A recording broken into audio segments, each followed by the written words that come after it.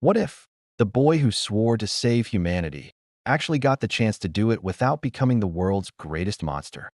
We all know the story of Attack on Titan. It's a story of humanity backed into a corner, fighting giant, smiling, naked cannibals. But it's also a story of betrayal, of endless war, and of a hero who, to save his friends, committed global genocide. It's the little bleak. But what if the key players got a do-over? What if Eren, Mikasa, and Armin were reborn, with every single, horrifying memory of the future they fought through? Could they break the cycle of hatred? Or would they just find a new, even more terrible way to lose? Let's start with Eren Yeager, the boy who was no longer blinded by rage. The moment Eren is reborn, he's not a scared kid watching his mom get eaten. He's a soldier, a war veteran trapped in a child's body. The rage is still there, but it's not wild anymore. It's cold and surgically precise. He knows everything. He knows the smiling titan that killed his mother was his father's first wife. He knows that the armored and colossal titans who kicked down the wall are the two guys he's about to spend years training with, Reiner and Bertholdt. His training would be terrifyingly efficient. He wouldn't just be trying to get into the top 10. He'd be secretly training to master the attack titan he knows he's about to inherit. He would see his father, Grisha, not with confusion, but with a silent understanding. And when his dad injects him with that syringe, Eren would be ready. His one and only goal. It's not just to kill every last titan. It's to find a future where his friends, all of them, get to live long, happy lives. And he would sacrifice anything and anyone to get it. Next up, Mikasa and Armin, the guardians who knew the truth. For Mikasa, her rebirth would change everything. That desperate, almost frantic need to protect Eren? It's still there, but now she knows what she's protecting him from. Not just from titans, but from his own future. From the darkness that will try to consume him. She wouldn't just be his bodyguard, she'd be his anchor to his own humanity. And Armin, oh, poor Armin, reborn with the mind of a master strategist who has seen the end of the world. His intellect, now armed with future knowledge, would be the single most dangerous weapon on the island. He knows about Marley. He knows about the world beyond the walls.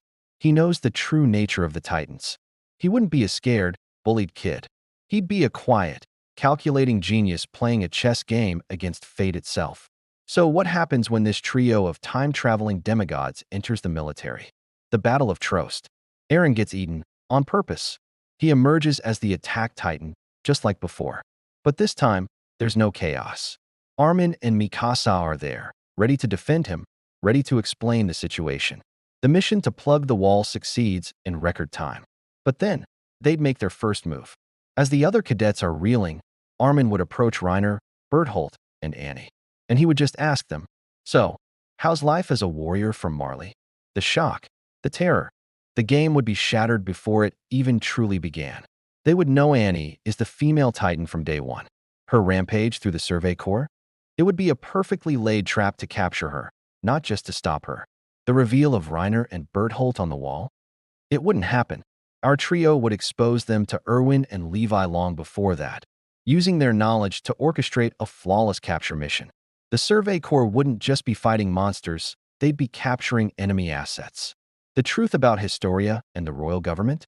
They'd speedrun that whole political drama, expose the Rice family, and put the true queen on the throne in a matter of weeks, not months. They would reach the basement, not as a desperate gamble, but as a calculated step in their master plan. And with the knowledge of the outside world confirmed, they wouldn't be met with fear, but with a plan that Armin has been perfecting since he was 10 years old. This is where everything changes. The Eren from the original timeline saw no other way. He saw a world that would never stop hating his people, so he chose to flatten it. This Eren, guided by a hyper-competent Armin and a more understanding Mikasa, would see another path. They would never support the euthanasia plan, and they would never go along with the rumbling. Using their future knowledge, they could leak information to the sympathetic figures in Marley, creating chaos from within.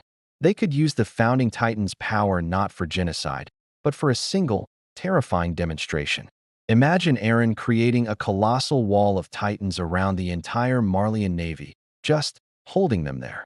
Not killing them, just showing them that parity is no longer a cornered animal. It's a world power. The Fourth Great War wouldn't be a war.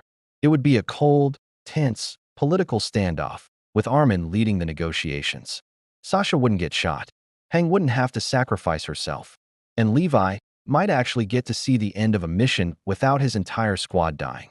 It wouldn't be an easy peace, but it would be a peace born from strength and strategy, not from the bones of billions. The cycle of hatred would be broken, not by destroying the world, but by showing it that there was another way. The children of Ymir would be free, and they wouldn't have to become devils to do it. And Eren Yeager would finally get to see the scenery he always dreamed of.